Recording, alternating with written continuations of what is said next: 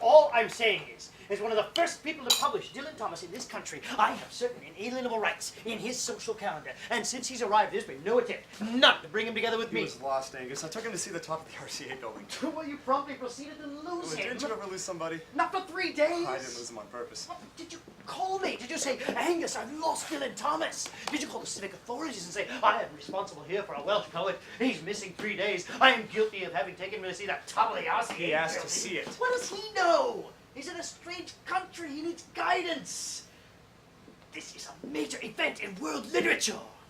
This is the coming to America of Dylan Thomas. It'll be discussed and gone over for 100 critical years. And look whose wishy-washy hands it's in. John Malcolm Britton, the Eisenhower of modern poetry. In a minute, I'm going to throw the Peter Lorre of modern poetry out that window. And it'll be of no interest whatsoever for 100 critical years. I had 2 important cocktail parties lined up for him at which he didn't show. You didn't check them with me. I've got another lined up Tuesday night after his first reading at the Y. Check it with me. I'm doing that right now. Is that all right with you, Mr. Britton? All right, Mr. Marius. You know, I don't mind checking with you if you're going to be in charge like the person who's in charge. If you're going to lose the poet you imported out of the RCA building, I don't see why I have to check anything with you. I'm not his mother, Angus. Prove it! You assume the position of being responsible for him. You can't suddenly throw him out to his own devices. Are you his man here or not? Guess I am, in a sense. Well, you better be. He's telling everybody he meets you are. Introduced him to Myra Coots, the first thing he said to Myra. When? You just told me you hadn't had a chance to see him. Well, I ran into him in the village 2 days ago. So that's where he's been, with you and your endless string of sluts.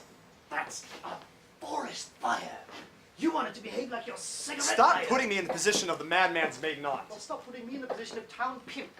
Girls I introduced to Dylan were all college graduates. Don't you realize, Angus, if he doesn't put in a solid, decent performance at the Y Tuesday, the whole tour's over. Every university I've lined up for him will have a spy there. If Dylan's looped or pooped or dull or inaudible, the cancellations will pour in the morning. You just seem to grasp what's going on here, Angus. He's broke. He needs money, and I tell you, Dylan's reputation for irresponsible behavior is a very living legend. So I found myself elected. Now, self-elected is right.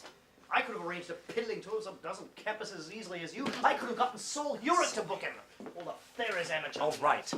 Maybe this lump on the bed, this forest fire, will come to loathe me for it. I mean, possibly end up loathing myself. But I intend to try my damnedest to make him a big success and a little money in America. And don't ask me why I'm doing it. It just seems like somebody should. I only ask that you leave him alone until after his first reading, just so my piddling tour can at least have a chance to piddle. Above and beyond that, I'm not my brother's keeper. Oh, you'll live to eat those words. Let me give you one last piece of advice. You've got a tiger by the tail. Don't try to teach him table manners. That forest fire. That tiger that hang over there on the bed is a frightened child of 38. The oldest man alive. Well, how about lovable bastards? Would you agree with that? All right, now you're talking. The good Joe of geniuses. That's me, by God, a lovable bastard and the sweetest fella you'd ever want to meet. What's my conversation, Dylan, that you lie there listening to? Does a forest fire have ears? Does a tiger understand English? You do at 1 o'clock at a luncheon, Dylan. Absolutely, I'm already dressed. But I wouldn't want to miss breakfast. Call room service. I'll have a double bourbon with a raw egg in it.